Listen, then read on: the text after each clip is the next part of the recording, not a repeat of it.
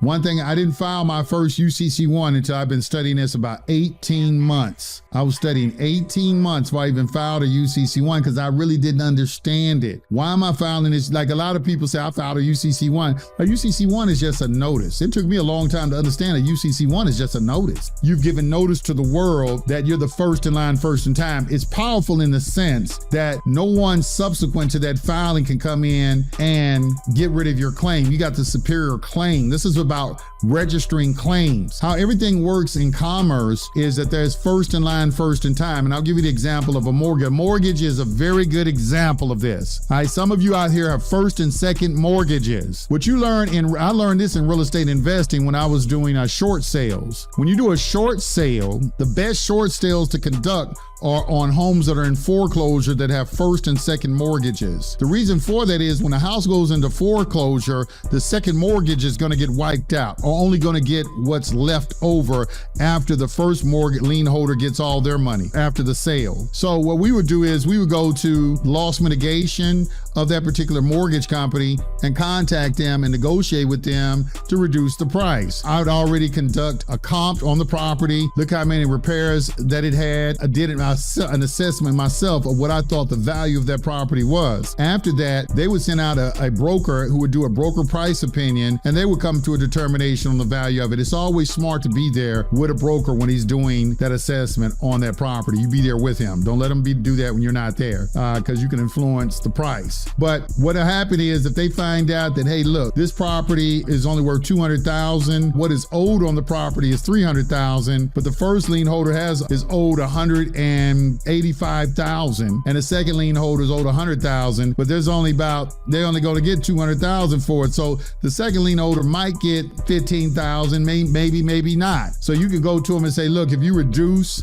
what is owed on this, then I'll come in and purchase the property. And so something is basically letting the second lien holder know something is better than nothing, because they may end up not getting anything at all on a foreclosure. That's why nobody wants to be the second in line. Okay, well, it's the same thing with you. Everything out here, the reason that you're filing a UCC1 is because there isn't any money. Money is being created by liens.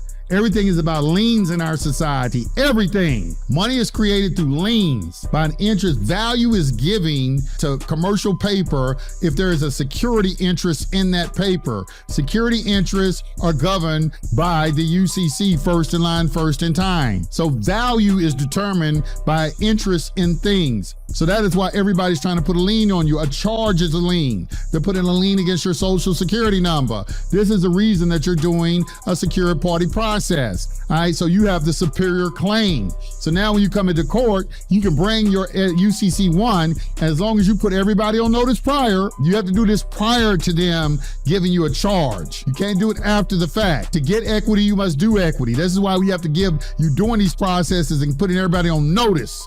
So now when they've been put on notice, you say, look, I already have a superior claim. You're trying to file a claim against my estate. They're going to try to play the game. Well, this is not civil. This is criminal. And that's when you get, okay, well, if this is criminal and not civil, the Constitution for the United States of America grants me the right to know the nature and cause of any action, and it makes it incumbent upon you to reveal that information to me. So I have a question for you, sir. Is this a civil or criminal action? It's a criminal action. Thank you. Let the record reflect that the action being brought against the defendant is a criminal action. Now, sir, I have another question for you.